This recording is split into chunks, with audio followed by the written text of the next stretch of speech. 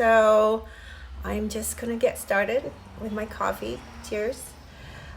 So today I have a very important topic to share. Um, I am a parent coach, longtime parent coach, and a former behaviorist, and a parent, and neurodiverse, and also the founder of Autism Career Pathways.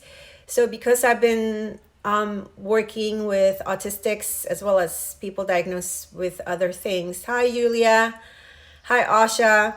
I've been in this field for a long time, 30 years. So I get the big picture from early childhood throughout teens and adulthood and autism employability. So I just wanted to talk to parents of newly diagnosed autistic children here. I hope we have some parents of young kids here, as well as parents who have teens and young adults. So, hi everyone. So, when you get a diagnosis, when parents come to me wanting to figure out what shall I do as a parent, how do I know when my child's program is good or not good? Where do I begin? And parents would give me a report, the diagnostic report. And I have to tell you, my heart always breaks when I see the reports, the initial diagnostic reports, because it's all just numbers and recommendations of 1, 2, 3. You do this, this, and this, and this. It's usually if the child is diagnosed with autism spectrum disorder, then the number one on the recommendation list is ABA, speech therapy, and occupational therapy. So that's pretty standard. So every report, whether it comes from a clinic or a hospital, school district, it's very, very similar. It's always highlighting the deficits, the areas of deficits, and that's heartbreaking. So for the parents here, I want to say that you are all rock star moms and dads. You have been so brave. I can't imagine, well, I can imagine how you feel sitting in an office and being given these recommendations and the label, I'm sorry, your kid is autistic. It's very, very scary. I'm really sorry that your child is being treated as a checklist. You know, that was your first early experiences trying to figure out how to raise a child who is neurologically different.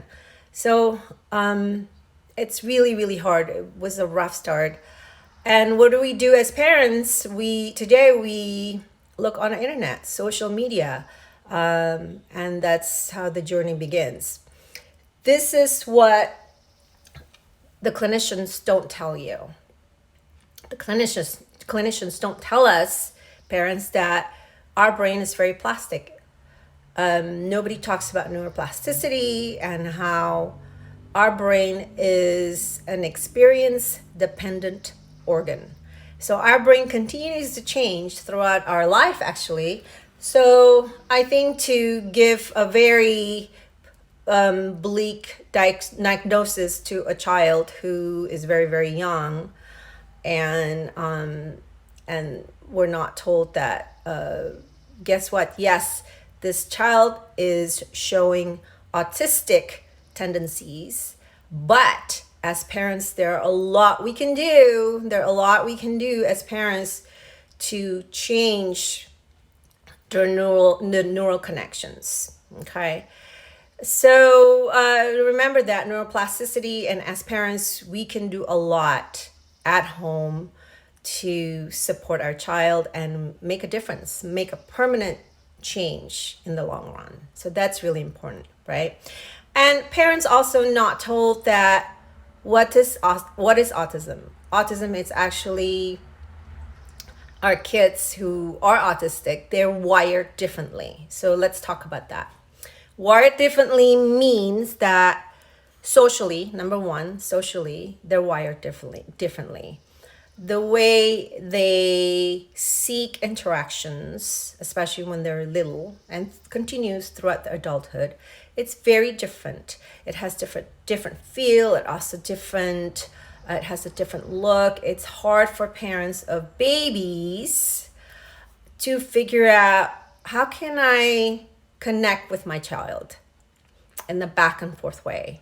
The the social back and forth, it doesn't happen as easily, right? Because the wiring is a bit different.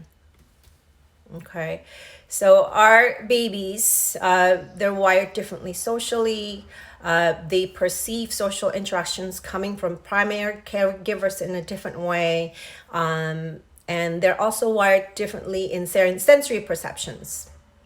Okay, I think autistic kids are very, very unique in the way that they see the world in its full glory, with all the colors, with all the sounds, with all the energies, and all of these possibilities, all these stimuli in a different way that neurotypicals cannot perceive those very subtle variations in the world. I believe that.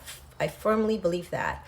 Autistic people of all ages, especially people who are not so verbal, they're very sensitive. The moment that you walk into the room, they can perceive and sense your energy level, right? So the wiring is different, but it's very unique and very special.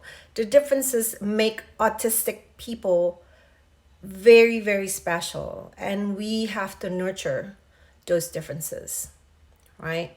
So they're wired differently also in the way they think and perceive information. This is what I mean. The way we understand the world when we were little, the way that we explore the world, it's just like how we touch everything, we put things in our mouth, we explore, we learn from mom and dad. Now for autistic kids, it's a little bit different. They see the world in pictures, in colors, in shapes, in numbers, in patterns, right? They just look at the world, and the way they try to understand the world is very, very different than us. Does that make sense? And everyone is a little bit different. Combined with their differences in sensory perceptions, and also combined with their differences in social interactions, seeking and responding to social interactions, that's what makes autistic people very, very unique. Does anybody have questions here? Can you think about your kids or your neurodiverse family member and think about, give some descriptions of how they're different? Nobody have any questions? Okay. So being autistic means you're wired differently, and there's really nothing wrong with it. And I think it's just part of human evolution. Our brain need to be much more adaptive to how we live today. The way kids learn at school, they're using screens now to learn. They have to switch back and forth, visually, from looking at something to switching. Everything is so much faster today, the way information is given to us, right? So our kids' brain have to just adapt.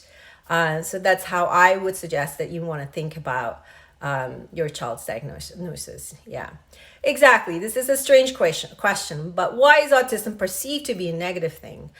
I don't think it's a negative thing. I think it's a positive thing. It's right. It's like a death sentence when you have that diagnosis. Thank you for pointing that out. And on the internet, there's abundance of information about how can we fix the autism itself. What about the hand flapping? What about the lining of toys? How about the screeching and all these things? So the self-stim is very much part of the autistic's way to self-regulate. It serves a function to communicate, but most of the time it's to self-regulate.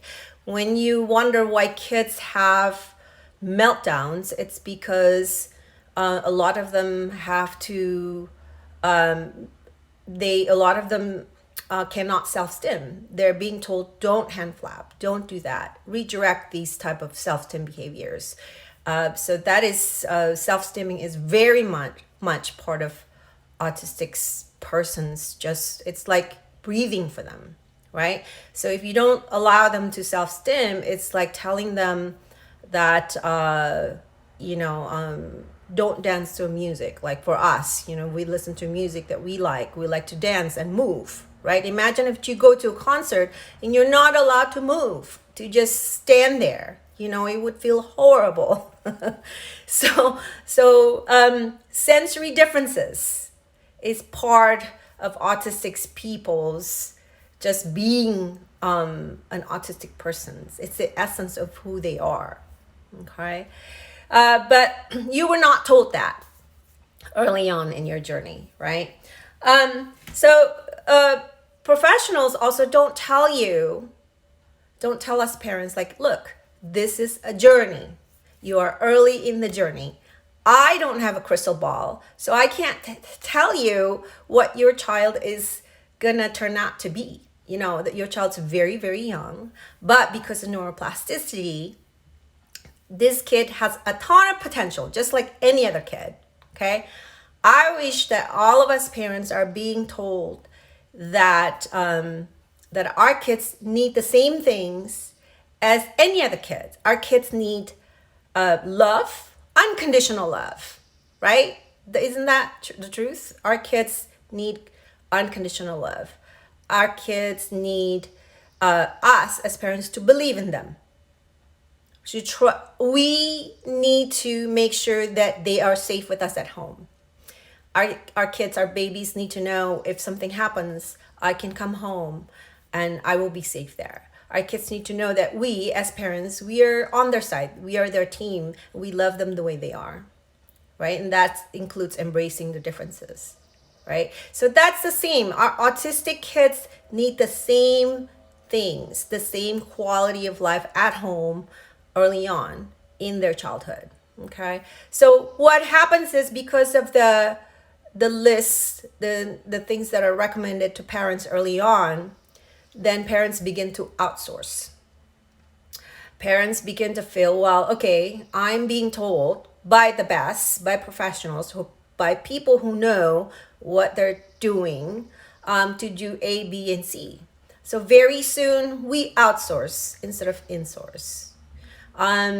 Many parents have to work harder because it's expensive to provide all these therapies. Our kids are, our neurodiverse child, then they spend a lot of time outside of home with other people. How can we remediate the missing neurodevelopmental foundations if our child is not even with us to practice that, to go back and redo it, right? So when we're talking about attachment, when we're talking about the co-regulation, which leads to self-regulation. Co-regulation is the ability for two people, for parent and a baby, to just do that back and forth, right? Add variations and adapt to the small variations in that back and forth. So think about peekaboo games and how parents love to make faces. You see a ton of YouTube video clips. That's the beginning of that practice, the back and forth co-regulation, which lead to self-regulation, the ability to self-regulate later on, right? So neurotypical babies, they learn all these tricks, the foundations, important foundations, through their primary caregivers. But when your baby's wiring is a little bit different because of sensory issues, for whatever other issues, the wiring is different. That being in sync with the primary caregivers doesn't happen easily. So that then it affects other areas of development. It's like a domino effect, right? And then you throw more things at this kid, therapies, instructions, do this, do that, don't do this. So immediately we want to change them. And I think as parents, we get very, very confused. Hi, Sam. Parents become very, very confused because they just don't listen to that gut feeling, that intuitiveness that as a mom, I know how to do this. I don't have to ask someone else to teach my kid to do these things, right? So that gut feeling, that intuitiveness for moms and dads, they're there. They're not there anymore. It's there, but you don't listen to it anymore because you're constantly being told that you need to do this and this and this and this instead. And you don't focus on developing growth mindset anymore, but your mindset is always the fixing. Fix my child. Fix my child's autism. Autism is part of your child. Being autistic is part of that person, the very being of that person, okay? So what clinicians should also tell you is don't worry about normal. Throw normal out the window because there's no expiration date on progress, isn't it? Anybody can learn to communicate at any different age. In fact, communication, it's there. Even kids who are not yet verbal, they're very communicative. But parents are being told to fix the way they say things. As parents, we put words into their mouths. So that's not good. It's very hard for the little guy, right? But if we just slow down and be more observant, we offer the opportunities for the child to connect with us, then we can see how beautiful their communication is, the way they connect with us and communicate with us. So an example of communication would be maybe your child bringing a book to you, you're looking at something and your child is coming closer.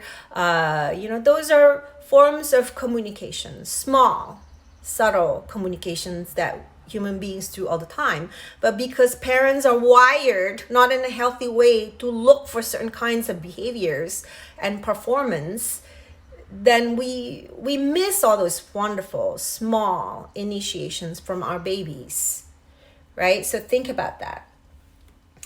So when your child is diagnosed, that is the new normal. There's nothing to be afraid of. Nothing. And how do you not become afraid? You learn from autistic adults. That's so important.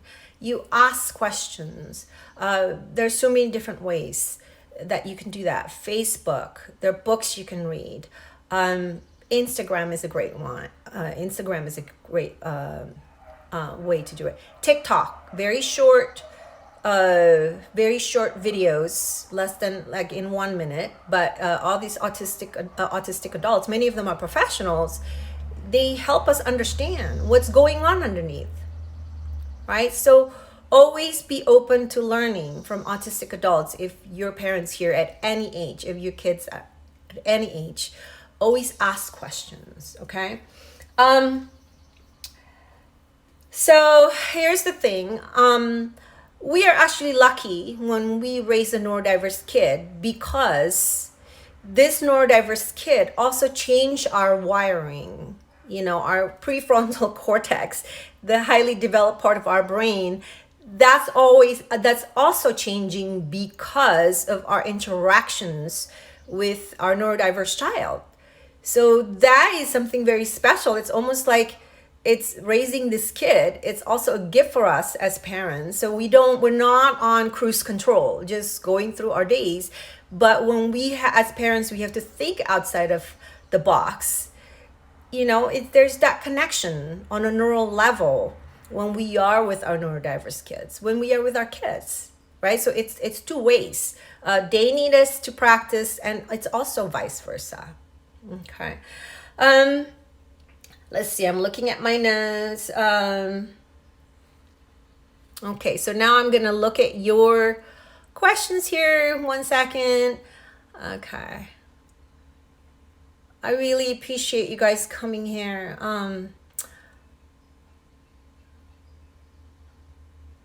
Yes, so no one, okay, so I believe no one should call themselves autism parents unless they're autistic themselves. Do you agree?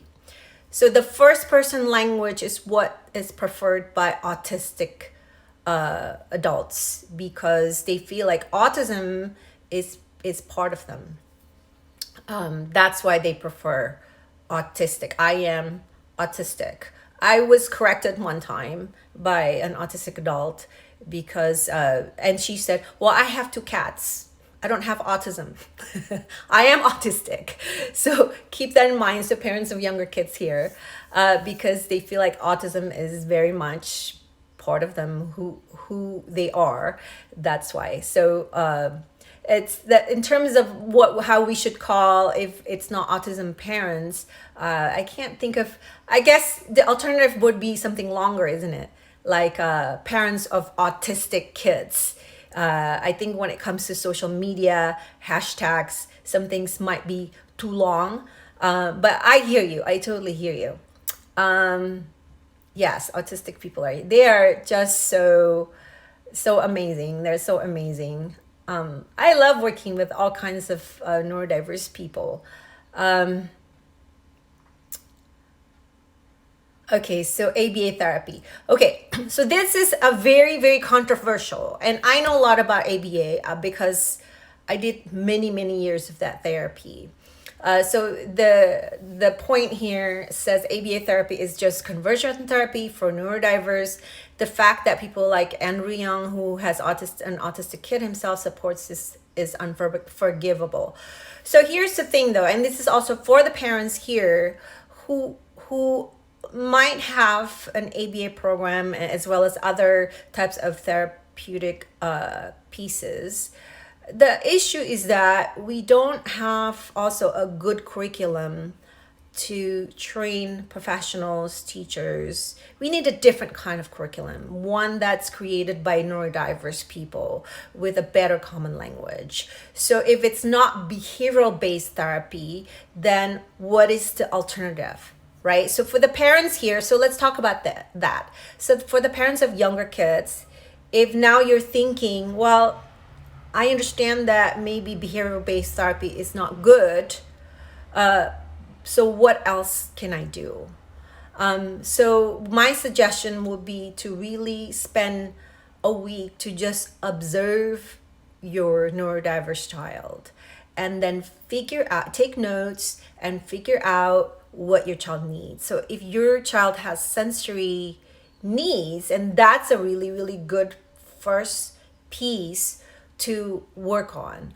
There are some autistic occupational therapists on Facebook. So on Facebook, there is the Autistic OT, there's Neurodiverse OT, and also I've interviewed Kim Clary. It's CLAIRY.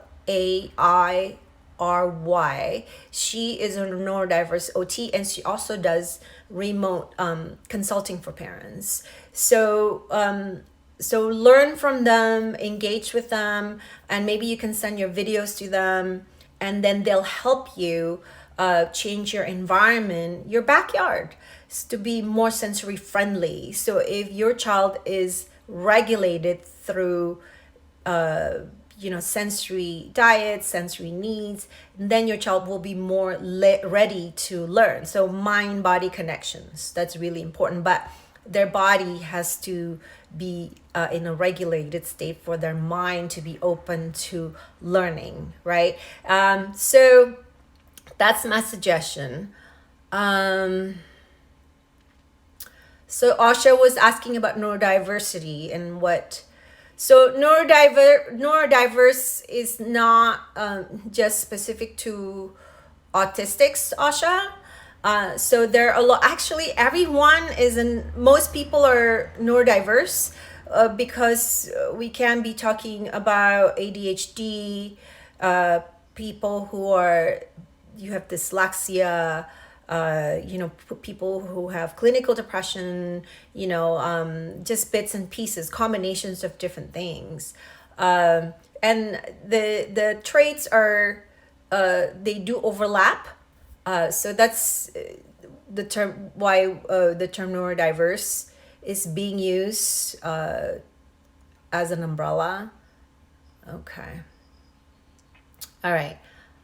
So the next question is, do ADHD children, Asperger children have the same behaviors and the same way to perceive things? I think everyone's a little bit different. If you compare one person, it's different than the next person. So a good Facebook group, it's called Asperger's. I love this Facebook group because it's just questions that I wonder as a neurodiverse, and also wonder about my child. So that's when we talk about behaviors. Behaviors are an expression of what's going on underneath. Okay, so just focusing on fixing the behaviors without changing and supporting the person is not going to make much difference. You know, that person will not be able to just on his or her own be able to self-regulate and use the tools that have been taught to them. Okay, so yes, it's so ridiculous to think about how typical people play with their hair, tap their foot or fingers. Autistic people flap or spin. What's the difference? Why is one wrong and one? Yes, it's not wrong. Exactly, definitely. It's just the way the society perceives what is normal and what is not normal. It's just so skewed. It's just so skewed. So I think together as parents, we have to embrace the differences, understand, embrace the differences, and find ways that we can nurture those differences so that our kids can move forward. Right? So when I say throw normal out the window, it means as a family, we figure out how to get back on track, right? And you can't rush through it. There's no quick fix. This is a very important message that, again, people don't tell clinicians. Can you make permanent changes at home? Yes, you can, because nobody loves our babies like we do as parents. We want to invest in this child now for the future. And the way we do that is we get to know our kid. We get on the floor. My son loves to spin his spinning toys, for example, and he's got a collection of those spinning tops. And you know, my husband sits on the floor and play with it. We make movies, we make videos, you know. So you join their world and slowly add variations. You show possibilities of that particular interest. So eventually they can slowly expand and develop flexibility, right? All right, so let me see. Okay, special needs. The term special needs, I think that it's still being used to communicate just neural differences. Sometimes when we talk about younger kids, I'm talking about 18 months old, 20 months old. I agree that nobody should rush to putting a label on a young kid. Or even prescribe medication. I'm always horrified when somebody prescribe medication at such a young age. But I think for the parents who maybe you hear from your teacher, I think your child has special needs. You know, don't be afraid. Just what you can do is learn about sensory needs. So sensory needs is very, very common. So once you're able to address that, then you'll be able to figure out what other supports, your child might need. Okay, so no one can handle so many therapies, you guys. Your child has one childhood. That's it. And as parents, we take away their childhood because we think we need to fix them. That's not right. That's not right. We have to connect with their child. We have to know them. We have to be able to talk about them, describe them in such a specific way without using functional labels. So don't use my child is high functioning or low functioning. That doesn't mean anything. Your child can't tell you, well, I understand that, or I like that picture, or I like that person, or that classroom is just too noisy, or the teacher talks too fast. Right? And until your child is able to communicate that, I don't think as parents we should categorize them as my child is high functioning, low functioning. No. We limit them that way when we talk about our neurodiverse kids to professionals, to people who don't know our family at all, who don't know us, don't know our child. We describe our child like that. That's very bad. And don't talk about our kids in front of our kids like that, because the label sticks. Right? Okay, so I'm just going to scroll down. Okay. Neurodiverse was here because I had it, I have it, and it's neurodiversity is here for the future. It's not going to go away, you guys. It's already here. So we might as well learn and keep an open mind and okay. All right, so joining their world, but also setting expectations though, right? So as parents, how do we tell our child, no, that's not okay? We have to tell them. So when I interview autistic adults, the one common thing that I learned that their parents were able to do that dance of giving them space to be themselves and do their autistic things that they like to do, but they also set expectations. So for parents here, you have to balance that out. Figure out as a parent, if it's a no, if they have to learn, then you consistently, in different ways, you communicate that's not appropriate, that's not okay, because they need to hear that. They need to be okay with it, right? So it's a balance. Okay. So it's already 30 minutes. So I want to tell other parents here, I want you all to tell your neurodiverse child that every night, as much as possible, I want you to tell them that that you are a bright star, and there are many, many stars in this world, people who are like them. So our kids need to know that they're not alone in this journey. There are people like them, and when they're old enough, you can explore that with them. Help them to ask questions. There are a ton of YouTube clips. It's so cute of neurodiverse kids just talking about what it's like to self-stim, to do all these things in such a free way. It's wonderful to watch. So explore neurodiversity together with your kids if they're at that age or they have the ability to understand. So that's really important. Tell them that you are so special. You are a bright star, and then you and me, we're gonna, figure out ways to find other stars. Your kids will be up there amongst all of the stars. It's wonderful. I want you to tell your kids that, right? So leave behind the need to fix, to have our kids perform. So please change that, okay? Okay, thank you for the answer. Any websites or IG page to learn more about neurodiversity? Yes. Oh, yes. Okay. So on Facebook and also website, Neuroplastic. Neuroplastic is an all autistic led blogs written on different topics. So, and it's free. You guys can join and donate to them because they do such a wonderful job. I learn a lot from them. There are books, if you like to read, this is a good book. This is The Reason I Jump by Naoki Higashida. So this is, you can get this. And also Uniquely Human by Dr. Barry Prezant. So this is also a good book. I'm recommending books that will help you understand the differences in the wiring, but also these are books.